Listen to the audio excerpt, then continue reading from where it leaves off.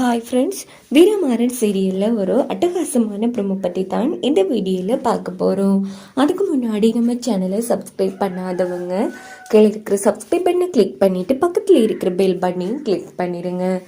சரி வாங்க வீடியோக்குள்ளே போகலாம். எங்கே பார்த்தோம்னா நம்ம கண்மணி பாண்டியனோட ருத்ராட்சக்காயை மாறனோட ரூம்லேருந்து எடுத்துகிட்டு பார்த்தீங்களா, இவனுக்கும் மாறனுக்கும் அண்ணனுக்கும் மாறனுக்கும் ஏற்கனவே பகை இருந்திருக்கு. அப்போதான் இந்த ருத்ராட்சக்காயை இந்த மாறன் எடுத்திருக்கான். ஏற்கனவே அண்ணன் இப்படி தன்னோட ருத்ராட்ச மாலையை காணும்னு சொன்னார். அப்படின்னா மாறனுக்கும் அண்ணன் இல்லாமல் போனதுக்கும் சம்மந்தம் இருக்குது. இப்போவாச்சும் நம்புறீங்களா அப்படின்னு கண்மணி அந்த இடத்துல சத்தம் போட்டுட்டு இருக்காங்க. ஆனால் வீரா நம்ப இல்லை. கண்மணி இங்கே பாரு, மாறன் தான் இந்த தப்பு பண்ணாங்கிறதுக்கு இந்த ருத்ராட்ச காயணும் அவ்வளோ சாட்சியாக அமைய முடியாது. அதை முதல்ல யோசிச்சு நடந்து பேசு அப்படின்னது. என்னடி பேசிட்டு இருக்க, இங்கே பாரு, இப்படி அவனை விட்டு கொடுக்காம பேசுற, யோசிச்சு பாரு வீரா. அண்ணன் இல்லாமல் போகிறதுக்கு கொஞ்ச நாளைக்கு முன்னாடி தான் தன்னோட ருத்ராட்ச மாலையை காணும்னு சொன்னார். அப்போ இவனுக்கு கிட்ட இருக்குன்னா அப்போ அந்த சாட்சி சொன்ன மாதிரி இவனுக்கும் அண்ணனுக்கும் ஆரம்பத்திலேயே பிரச்சனை நடந்திருக்குன்னு தானே அர்த்தம் அப்படின்னது. இங்க பாரு, ஏன் வேணும்னே இவ்வளவு காலமும் கிடைக்காத அந்த காய் எப்படியோ மாறந்து மாட்டி விடணும்னு இங்க யாராச்சும் வச்சிருக்கலாம்ல அப்படின்னதும் கண்மணி செம டென்ஷன் ஆகுறாங்க. என்ன இவ இப்படி பேசுறா அப்படின்னு.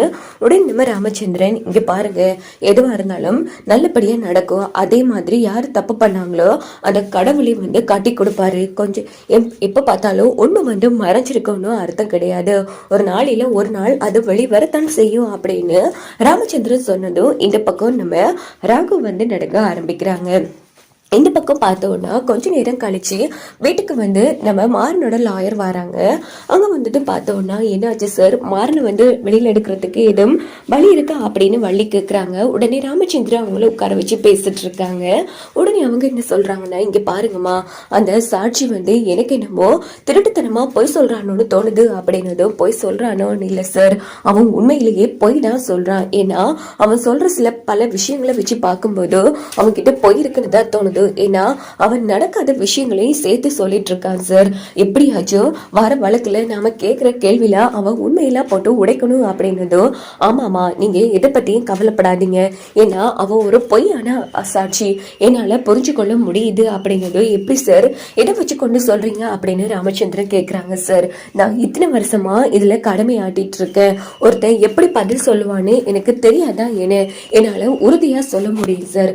அவன் கண்டிப்பா நல்லவன் இருக்க வாய்ப்பே இல்லை. கண்டிப்பா அது ஒரு பொய் சாட்சி தான் அப்படின்னு போதும். சரி சார், இப்ப என்னதான் பண்ண போறீங்க அப்படின்னு கேக்குறாங்க. நாளைக்கு நான் அவன்கிட்ட கேட்கிற கேள்வியில கண்டிப்பாவும் உண்மையை உணர்வாமா. நான் ஒரு கேள்வி வச்சிருக்கேன், அது அவனுக்கு எதிர்பாராத ஒரு கேள்வியா இருக்கும் அப்படின்னதும் ராகவ் நடுங்கிட்டு இருக்காங்க. ஆமா சார், இப்போ ஒருத்தங்க பொய் சாட்சி சொல்ல வரும்போதோ அவங்க கிட்ட ஆரம்பத்துல ஒரு பயம் இருக்கு. ஆனா அவன்கிட்ட அந்த பயத்தையும் தாண்டி இன்னொரு பயம் இருக்கு சார். அதனால கண்டிப்பா அவன் சொல்றது எல்லாமே போய் இதுக்கு பின்னாடி வேற ஒரு குற்றவாளி தான் மறைச்சிருக்காங்க. அவன் வாயாலேயே அந்த குற்றவாளி யார் என்ன இதுன்னு நாம கண்டுபிடிச்சு அவங்கள உள்ள தள்ளணும். கண்டிப்பா மாறன் இந்த தப்பு பண்ணிருக்கவே மாட்டான் அப்படின்னு. ஆமா, கவலைப்படாதீங்க, நாளைக்கு நான் கேட்கிற கேள்வியில அவனாவே உண்மையை சொல்லிடுவான். கண்டிப்பா அவன் உள்ள போறது உறுதி அப்படின்னு. சார், நாம கேட்கும் போது ஐயோ பொய் சொன்னோம்னா ஜெயிலுக்கு போவேங்கிற பயம் அவனுக்கு வரணும் சார். அப்படி நீங்க பண்ணணும் அப்படின்னு. அதெல்லாம் பாத்துக்கலாமா வீரா, இப்போ எல்லாத்தையும் நம்ம பேச முடியாது, நான் பாத்துக்கிறேன் அப்படின்னுட்டு லோயரும் அங்க இருந்து போயிடுறாங்க. இங்க பார்த்தோம்னா ரூம்ல ராக பயந்துட்டு இருக்காங்க. அப்படின்னா நம்ம ஜெயிலுக்கு போறது உறுதியா, கடவுளே இப்ப நான் என்ன பண்றது அப்படின்னு பார்த்தோம்னா மறுநாள் காலையிலேயே எல்லாருமே கிளம்பி நேரா கோர்ட்ஸுக்கு வராங்க. இந்த பக்கம் அந்த அதிகாரி வேற அந்த சாட்சி கிட்ட, இங்க பாரு, நாம சொன்ன மாதிரி அப்படியே அச்சியசலாம் நீ மறுபடியும் அப்படித்தான் சொல்லணுங்கிற மாதிரி அந்த இடத்துல அந்த அதிகாரி சாட்சி கிட்ட சொன்னது. கவலைப்படாதீங்க சார், நான் சொன்னதையே திருப்பி சொல்லுவா. அது மட்டும் கிடையாது, இந்த மாறன் உண்மையை சொல்லக்கூடாதுன்னு எனக்கு அடிச்சான்னு கூட சொல்லுவா அப்படின்னது. சூப்பர், அப்படியே செய்யுங்கிற மாதிரி அந்த அதிகாரி சொல்லி கொடுக்குறாங்க. அதே மாதிரி எல்லாரும் காட்ஸுக்குள்ள வந்துடுறாங்க. அங்க பார்த்தோம்னா நேரா நம்ம வீராவை தான் காமிக்கிறாங்க. வீரா இங்க பாரு மாறா, கண்டிப்பா இன்னைக்கு உண்மை தெரியும், நீ எதை பத்தியும் கவலைப்படாத அப்படிங்கும் போது, ஐயோ இவன் என்னத்தை பண்ணி தொலைச்சாலே தெரியலையே, இவ்வளோ உறுதியா சொல்லிட்டு இருக்கா அப்படின்னு சொல்லி மாற ஒரு பக்கம் அந்த இடத்துல பயப்பட ஆரம்பிக்கிறாங்க. அதுக்கப்புறமா பார்த்தோம்னா கோர்ட்ஸ் வந்து ஸ்டார்ட் ஆகுது. நம்ம வீராவோட லோயர் ஒரு கேள்வி கேட்குறதா சொல்லியிருந்தாங்க. ஸோ கண்டிப்பாக அந்த சாட்சிக்கிட்ட வந்து எப்படியாச்சும் ஒரு இடக்கு முடக்கான கேள்வி கேட்கும்போது அந்த ஆள் வந்து தடுமாற தொடங்குவாங்க.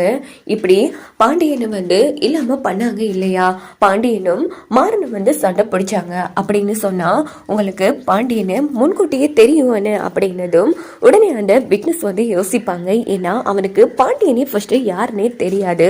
அப்படி இருக்கும்போது பாண்டியனும் மாறனும் சண்டை பிடிச்சிருக்காங்க, அதை நான் என் கண்ணாலேயே பார்த்துருக்கேன் அப்படின்னு வேற சொல்லியிருக்கான். உடனே அந்த லோயர் என்ன பண்றாங்கன்னா, நீங்க சொன்ன பாண்டியன் இவர் தானே அப்படின்னு சொல்லி வேற ஒரு நபர போட்டோ வந்து காமிக்கலாம். உடனே அந்த சாட்சியும் ஆமா சார் இவங்க தான் அப்படின்னு சொல்லும் போது உடனே நல்லா வசமா மாட்டிப்பாங்க.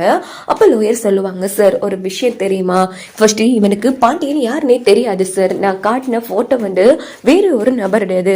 அப்போ இதுல இருந்தே விளங்கலையா சார், இவனை யாரோ பணம் கொடுத்து பொய் சொல்ல வச்சிருக்காங்க. இவன் மாறனுக்கும் பாண்டியனுக்கும் சண்டைன்னு சொன்னது பொய், அதே மாதிரி மாறன் தான் பாண்டியனை இல்லாம பண்ணாங்கன்னு சொன்னது பொய் சார். எல்லாமே இவன் பணத்துக்கு ஆசைப்பட்டு சொன்ன பொய்ங்க. இவனுக்கு தக்கப்பட்ச தண்டனையா வெளியில வராதபடி அவனை உள்ள தள்ளணுங்கிற மாதிரி லோயர் சொன்னதும் இந்த பக்கம் ராகவ் வந்து அதிர்ச்சி ஆறாங்க. ஐயோ இவன் உண்மையை சொல்ல போறான் அப்படின்னது. உடனே அந்த இடத்துல லோயர் வந்து அப்போ இது எல்லாமே நீ போய் தானே சொன்ன, சொல்லுடா அப்படின்னும் போது உடனே அவனு சார் என்ன மன்னிச்சிருங்க சார், நான் போய் தான் சொன்னேன், ஆனா என்ன உள்ள மட்டும் அனுப்பிடாதீங்க, ஒருத்தங்க பணம் கொடுத்து இப்படி எல்லாம் சொல்ல சொன்னாங்க, அதனாலதான் நானும் சொல்ல வேண்டியதா ஆயிடுச்சு அப்படின்னும் போது அந்த அதிகாரி வந்து பயப்பட ஆரம்பிக்கிறாங்க. ஐயோ நம்மள வசமா மாட்டி விட போறான் போல இருக்கு அப்படின்னு. ஒரு வேளை ராகவ மாட்டி விடலாம் அப்படின்னு சொன்னா இன்ஸ்பெக்டரை மாட்டி விடலாம். வாங்க வெயிட் பண்ணி பார்க்கலாம் என்னெல்லாம் நடக்கும்.